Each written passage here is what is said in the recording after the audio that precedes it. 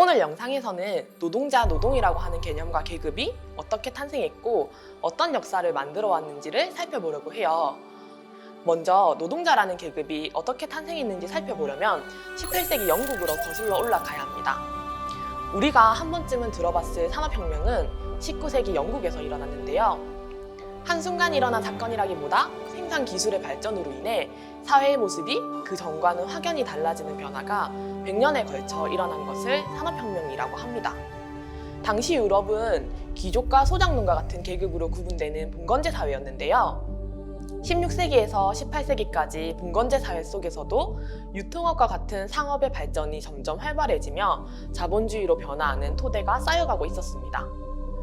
이전까지는 땅을 빌려 경작하며 농사를 짓거나 생산품을 만들어내는 숙련된 수공업자들이 대부분이었는데요. 산업혁명 시기에 접어들게 되면서 기계들이 발명되고 생산 기술의 비약적인 변화가 일어나게 됩니다.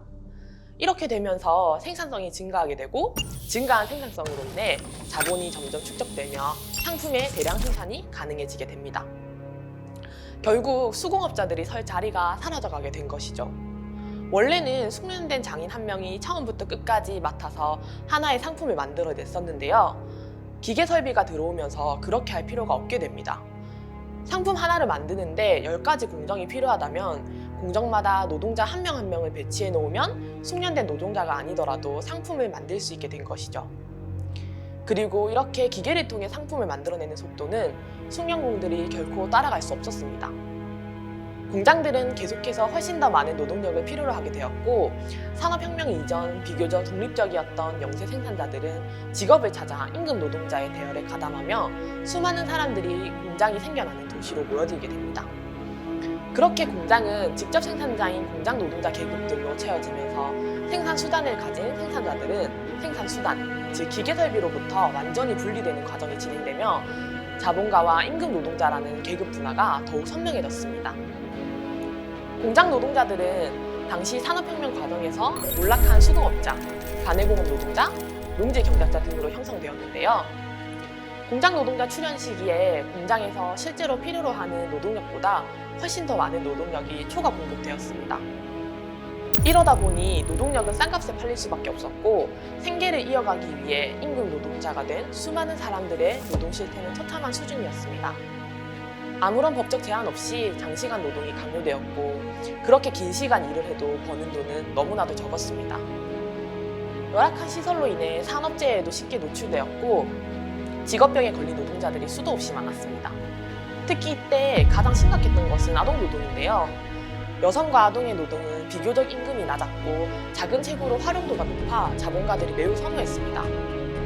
아동 노동이 다소 완화된 1830년대의 자료만 보아도 탄광에서는 4살부터 일을 할 수 있었고 모직 공장은 6살, 면직 공장은 8살부터 일할 수 있었다고 합니다. 이때 아동들은 하루 평균 12시간에서 18시간까지 일을 했는데요. 거의 잠자는 시간과 밥 먹는 시간 빼고는 일을 하는데 하루의 전부를 썼다고 할 수 있습니다. 아동들이 특히 많이 쓰여진 곳은 굴뚝 청소였는데요. 굴뚝의 경우 좁은 곳으로 가며 청소를 해야 해서 당시 굴뚝 청소 노동자 대부분은 아동이었다고 합니다. 그런데 이러한 실태가 알려지고 큰 사회적 문제가 대두되었을 때도 시장 경제를 옹호하는 자들은 아동의 일할 권리를 막을 수 없다는 논리로 아동 노동 금지를 반대했다고 합니다. 지금 생각하면 너무나도 말도 안 되는 소리죠. 이렇게 아동 노동을 비롯해 산업혁명 시기 형성된 노동자들은 처참한 노동 현실에 노출될 수밖에 없었고 이때부터 필연적으로 저항성을 가질 수밖에 없었습니다.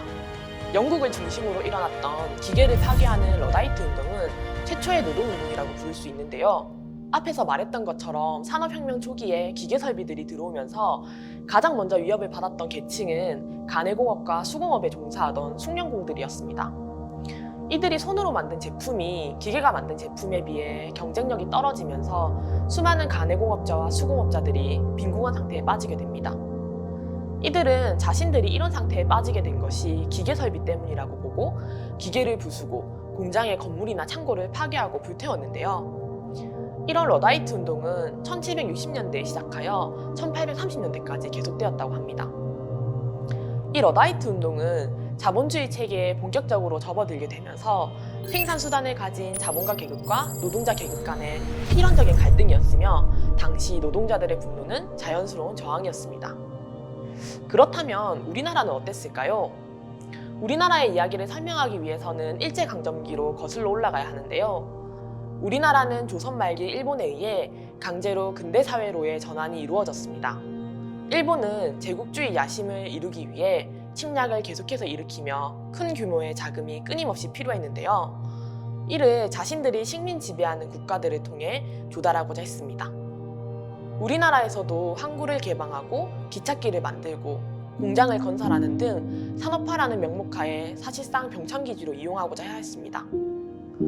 이러한 상황 속에서 우리나라 국민들은 강제징용을 당하며 저임금 고강도 노동, 각종 부담금의 강제징수 등의 방법을 통해 민족적 차별과 멸시에 시달렸습니다. 이러한 민족적 차별과 멸시, 그리고 저임금 고강도 노동 실태를 바꾸고자 일어난 것이 원산통파업인데요.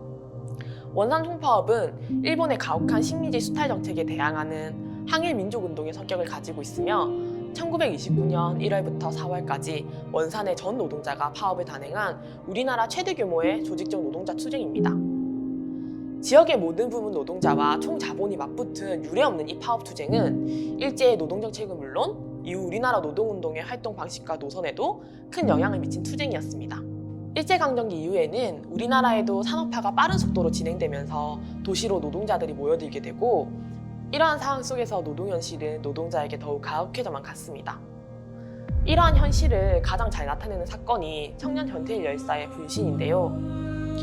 당시 전태일 열사가 일하던 평화시장에서는 어린 여성 노동자들이 허리도 펴지지 않는 먼지 가득한 좁은 작업장에서 하루 평균 14시간을 일했으며 한 달 중 쉬는 날은 단 이틀뿐이었다고 합니다. 심지어는 3일을 연달아서 밤낮 없이 계속 일을 시키기도 했으며 잠이 오지 않는 약을 먹이거나 주사를 놓기도 했다고 합니다. 당시 재단사로 일하고 있던 청년 전태일은 평화시장의 참혹한 노동 현실을 바꿔야겠다고 결심했습니다. 뜻을 함께하는 사람을 모아 바보회를 결성하고 노동청에 찾아가 항의하며 대통령에게 편지를 쓰는 등 노동자의 열악한 환경과 조건을 바꾸기 위해서 싸웠습니다. 하지만 그들의 이야기는 외면당했고 결국 전태일 열사는 참혹한 현실의 벽 앞에서 최후의 수단이라고 생각했던 분신을 택하게 됩니다. 1970년 11월 13일 전태일 열사는 근로기준법을 준수하라, 일요일은 쉬게 하라, 우리는 기계가 아니다 라는 외침과 함께 자신의 몸에 불을 붙여 돌아가시게 됩니다. 전태일 열사의 죽음은 산업화 과정에서 희생되었던 노동자의 삶이 사회 문제로 크게 부각되는 계기가 되었습니다. 평화시장의 청계 피복 노동조합 결성을 시작으로 1970년대에만 전국에 2,500여 개의 노동조합이 결성하게 되었습니다. 그러나 이러한 변화에도 불구하고 우리나라의 노동 현실이 획기적으로 개선되거나 노동자의 처우가 확연히 달라지진 않았습니다. 특히 80년대 전두환 노태우 정권에 들어서 더 나은 노동 현실을 위해 싸웠던 노동자들의 노동운동은 가혹한 탄압 속에서 어려움을 겪을 수밖에 없었습니다. 그럼에도 불구하고 87년 6월 항쟁 이후 노동자들의 싸움은 더욱 불붙기 시작했습니다. 노동자들은 87년 7월 5일 울산에서부터 시작된 투쟁을 기점으로 거제, 마산, 창원을 거쳐 전국으로 파업 투쟁을 확산시켜 나갔습니다. 이 대투쟁은 3개월간 지속되었으며 투쟁에 함께한 사람들이 총 120만 명에 달했다고 합니다. 87년 노동자 대투쟁은 노동자들의 최초의 대규모적인 분출이라고 평가되고 있으며 민주노조의 결성, 어용노조의 민주화, 대폭적인 임금 인상 등의 성과를 쟁취했습니다. 노동자들은 자신의 권리를 지키고 향상시키기 위해 많은 싸움과 희생을 감수해왔습니다. 이러한 노력들은 단순히 노동자 자신들의 권리 향상과 처우 개선만을 위한 것은 아니었습니다. 앞서 원산총파업의 경우 민족적 자존심을 지키기 위한 항일운동의 성격을 가지고 있었으며 평화시장에서의 전태일 열사의 죽음은 우리나라 산업화 과정에서의 사회 문제를 대두시키며 이러한 문제를 발견하고 문제의식을 느끼게 해주는 계기가 되었습니다. 또한 노동자 대투쟁은 민주화 운동의 성격을 함께 가지고 있는 노동운동이라고 볼 수 있습니다. 사회를 조금 더 나아가게 하는 노동자들의 투쟁은 지금도 계속되고 있습니다. 우리는 여전히 장시간 노동에 노출되어 있으며 최소한의 근로기준법조차 지켜지지 않고 사업장에서 일을 하다가 죽고 다치는 일들이 빈번히 일어나고 있습니다. 사회를 바꾸는 일이 쉽지만은 않지만 우리의 관심과 노력이 사회를 바꿔왔고 앞으로도 바꿔나갈 것입니다. 오늘 영상에서는 과거의 노동자들이 어떤 배경에서 노동운동을 시작하게 되었고 어떠한 과정을 통해 지금의 모습으로까지 나아왔는지에 대해 배워보았는데요. 다음 영상에서는 지금 현재 우리나라의 노동을 어떻게 바라보고 있는지에 대해서 알아보고자 해요. 그럼 다음 시간에 만나요.